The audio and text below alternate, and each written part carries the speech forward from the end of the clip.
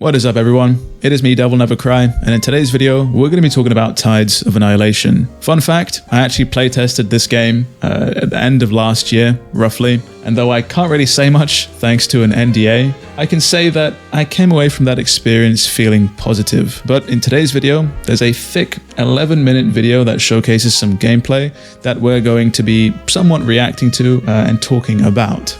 If you can, consider leaving a like and subscribing, as the channel strives for that 70k milestone. With all that said though, let's dive in. Always love a bit of an interactive main menu. Oh, in the UK of course, where I currently reside. Yeah, this is just around the corner from me of course, yeah. It's just a typical rainy Tuesday. Eclipse Glow Games. It looks like they're gonna have a lot of these little interactive sort of world building moments, which I think is cool, you know, shows that there's a little bit beyond the game other than just obliterate your enemies. Let's go. But I think a lot of people are going to strike parallels to, like, oh damn, DMC did the same sort of London ruined aesthetic, which you either love or you hate, but the scale of this seems to be quite large at the minute, which I think is quite cool. Classic enemy intro cutscene. And you can see from this armor motif, it's really looking like they're gonna really lean into this. Anyway, the combat started. We've got some lock on. We've got some contextual grabs. We've got some launches going on, some aerial combos. If you look in the top left-hand corner there, you can see that I think Gwendolyn is switching between a couple of different almost abilities or weapons, if you like, which look elemental, based on the ice, the wind.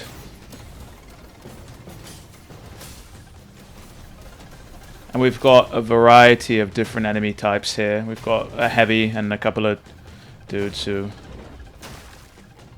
just getting wrecked, and we got this guy with a lance just flying around.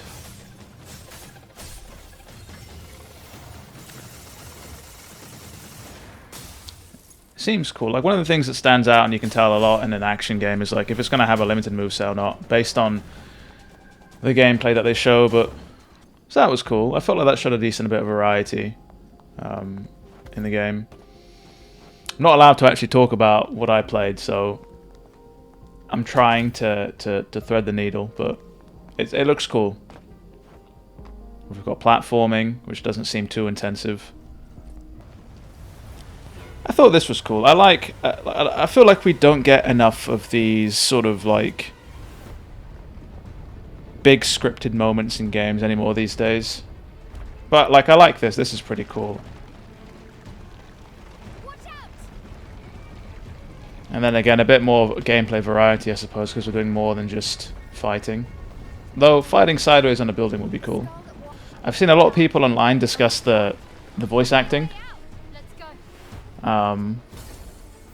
which I can confirm not everybody in the UK talks like that.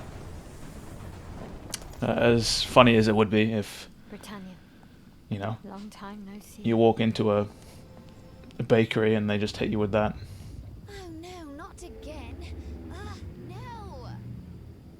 God, that thing's huge.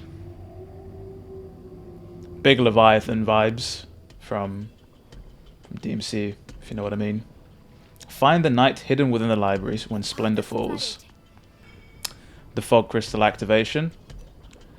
You can go to your dominion, you can rest, you can recover. A lot of people mention like that the UI almost looks like FF16 as well, which is an interesting comparison. But top left-hand corner with the UI is what I love when it comes to action games. The knight is unaffected by the red tide. So basically, the floor is lava, but just across an entire breadth of a museum. Temporarily reveal hidden objects. So there's a little bit more beyond just hop, skipping, and jumping. basically telling you go have a look everywhere else before you hop in the window, which I appreciate. I can't tell you the amount of times I've tried to explore an area only to realize I'm going the right way and then I've missed out on a bunch of stuff on the opposite way. I warned you. Mordred Gwendolyn. and Gwendolyn. Did you come here? The fidelity on the character models looks cool. To read, are you? Very elegant looking. I have more pressing matters. If you can't tell already, there seems to be a big central theme of the Arthurian legend running through everything. Out of my way. Which, if you know anything about it, some of these names should seem familiar. No interest in your throne. Is this going to be this game's Virgil, though, you know? For something. The big rival? That's right. You mind your business and I'll Questions, mind mine. questions. Trust her. She's a psycho. That was a cool transition. A cheap trick. Your companion is also your weapon. It's quite cool.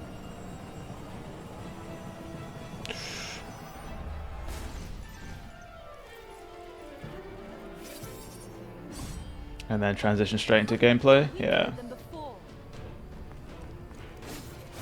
Be curious to see how this is going to pan out. Does that count as fighting? And what kind of move set we've got going on here with the boss. Okay. Some aerial attacks. We had some projectiles earlier. Too slow. This gameplay's a little bit cut up. If you can see here, the Mordred's This is all you've got. failed context-sensitive action there, maybe. Just got parried by the boss. Half-baked trick. Phase transition, do we think?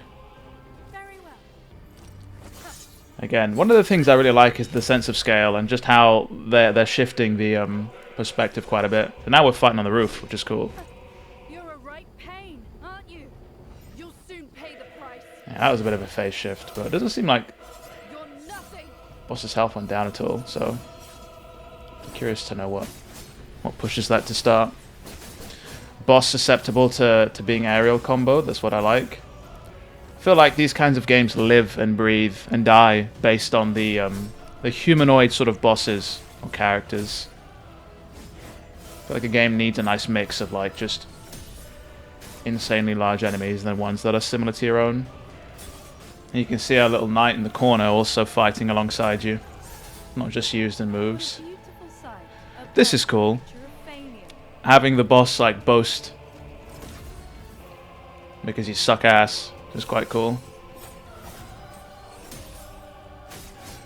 And it doesn't seem overly fast, but then again we have no idea what difficulty this is being played on or if this is for demonstration purposes only. Ooh. Feel the despair. A little bit of slowdown going on here, some frame droppage. That was incredibly intensive. Hopefully they have time enough to rectify that or polish it. Cool move, but not at the expense of the frame rate.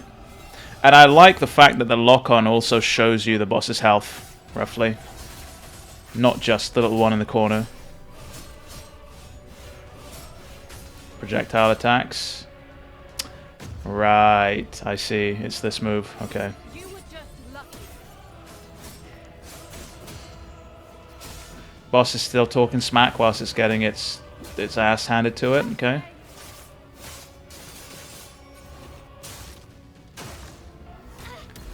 Oof. Put your head through several bookshelves. Wonderful. Again, I feel like they've put a lot of thought into the character designs, but also the surroundings, which I think is cool. Who the hell do you think you I wonder if the rest of the game's going to have this sort of fidelity when it comes to the arena and the art direction in particular. You're just a devil.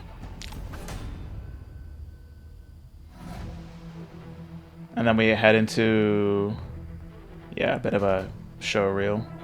Massive sword. More gravity shifting.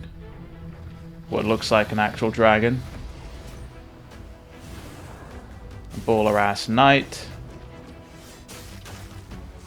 Another context sensitive grab. Throwing spears. This dude.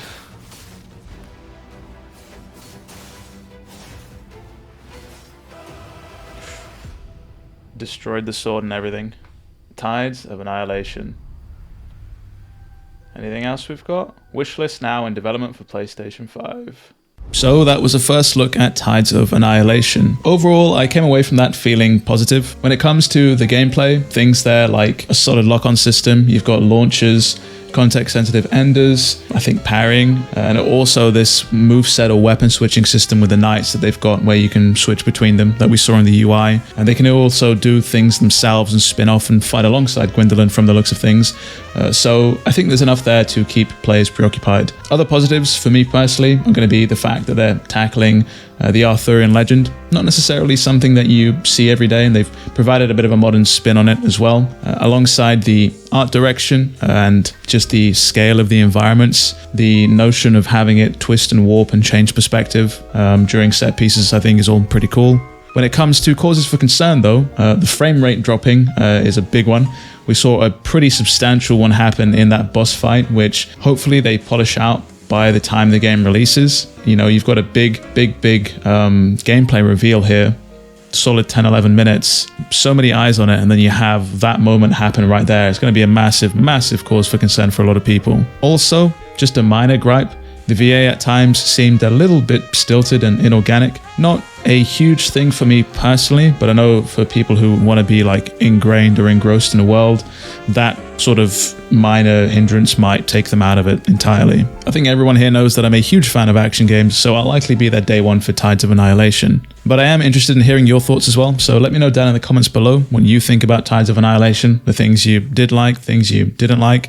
If you have any questions, throw them my way and I can try and answer them if I'm allowed to. But that about does it for this video. If you enjoyed it, do be sure to leave a like and consider subscribing to hear more about Tides of Annihilation. With all that said and done, it has been me, DevilNeverCry. I'd like to thank all of you for watching, and as always, I'll see you all next video.